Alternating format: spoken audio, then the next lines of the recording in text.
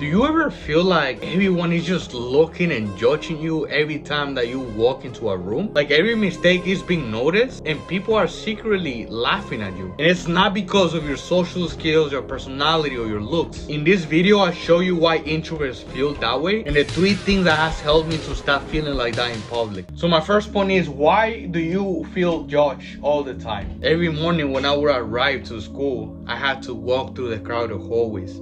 And that was just a fucking hell for me, because every time that I would be in the middle of the hallways, I would be thinking, am I walking weird? Do I look weird? Do I look stupid? Is my hair looking stupid? Do I look awkward? And this is the thing, after reading 10 books of social anxiety and working on my social anxiety, I finally understood this. That feeling of constant judgment, it was just my mind protecting me and my mind being on survival mode. Because when I was a kid, there was 6 guys that would bully me every single day. So my mind learned, oh no, when you're in public, you gotta protect yourself. You're gonna get laughed at. You gotta be careful with embarrassing yourself. Otherwise, people are gonna attack you. People are gonna make fun of you. I don't want to get abandoned again. I don't want to get bullied again. I don't want to experience that pain of being neglected and being rejected. So in my mind, it was something like social interactions or people equals rejection, abandonment, being neglected, being laughed at, painful. That's why the feeling of constant judgment, it didn't come from outside. It was not people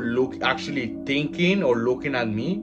It was coming from the inside. It was coming from a place of like, be super careful with how other people are perceiving you. Right? So it comes from the inside out instead of from an external source. Which gets me to the second point. Is everyone actually judging you? I think I was 19 when this happened. I was playing soccer and it was kind of a small field, right? So it was 6 versus 6. And there was like maybe 20 people around the field just looking at us play, right?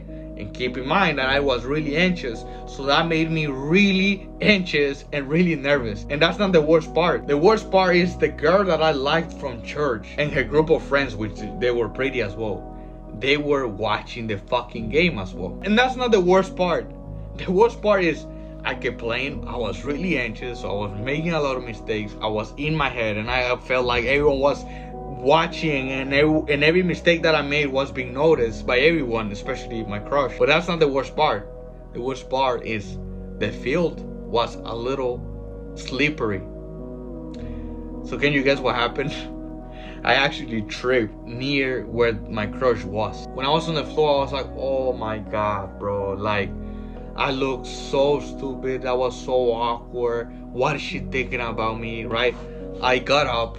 And as soon as I got up, I noticed that only 2 out of the 15 people that was there looked at what happened. And they were not looking at me, laughing at me. They were just looking at the ball. They just kept playing. No one cared about me. Not even my crush. No one noticed. That's the thing. I wish I had this in that game. And when I was in high school and growing up, no one cares about me. Really. No one cares about me in a good way, right? No one cares what mistakes I make, how I say things, what I do, what I don't do. No one really cares. They only care about their problems. They only care about their dreams, their goals. They have a lot of things to worry about rather than to be worried about me or the mistakes or the stupid things or the awkward things that you said in public. That's one of the times that I realized that, man, like, why am I so obsessed with people and being judged, watched, and being seen when people will forget it? When people might not even see my mistakes or the stupid things that I say. And second, they might not even remember my mistake. And that's the beautiful things. When the thing you fear the most happens is when you stop fearing it. Because it has happened to me when I first started working in a restaurant where I work. Don't make mistakes. Do the right things. Don't speak too much in English because English is my second language and I'm gonna make a mistake. Well, thank God I made so many mistakes and I've said the wrong thing so many times and people have laughed about my English.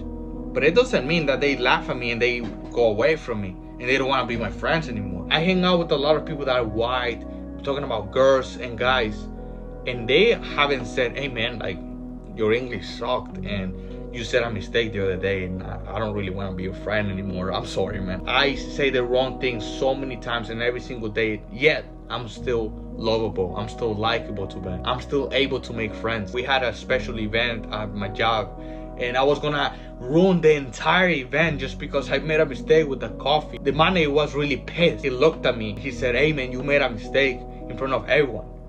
Yet, after that, every shift we see each other in a normal way. We play around, we make jokes and everything. People don't really care about you, man.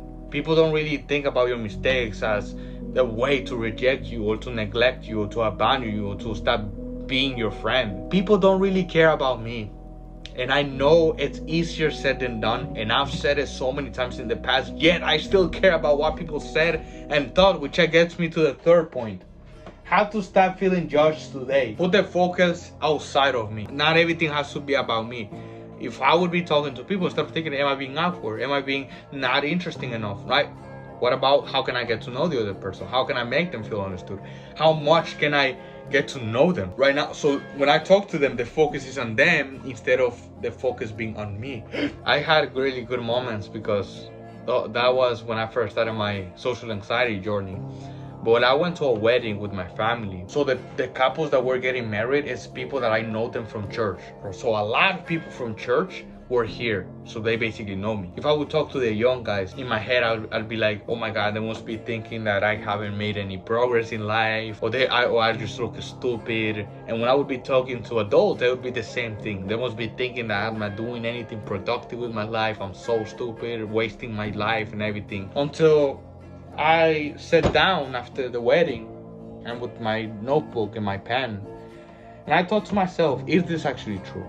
Were people actually thinking that about me? It's basically a journaling when it comes to social anxiety. So you put your emotions, your feelings, the thoughts that they were having, and then the reality of the thoughts. So like I said hi to one of them and my mind was like, oh, he must be thinking that you're stupid because he doesn't really know you and you're saying hi to him, right? That was the thought that I had, the anxious thought. But what's the reality? Maybe he thought, oh, whoa, what a cool guy said hi to me. Oh, what a friendly guy. I would like to be his friend, right? That is a more realistic thought and based on fact and based on the truth. But what about people? Oh, they must be thinking that he's stupid and he's not doing anything productive. He must be broke and he's not doing anything for himself, right?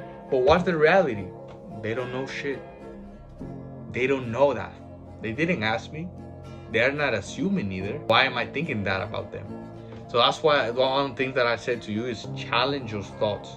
You're more likable than you think. And no, not every person that you meet or that you see or every time that you're in public, they're judging you. They don't care about you. They don't give a fuck about you in a good way, right? So if you have problems with social anxiety, I can totally help you with that. I can help you to change your personality in less than 30 days. If not, I'm going to refund your money. So go to the description, send me a DM, and I can help you with that. Thank you for watching.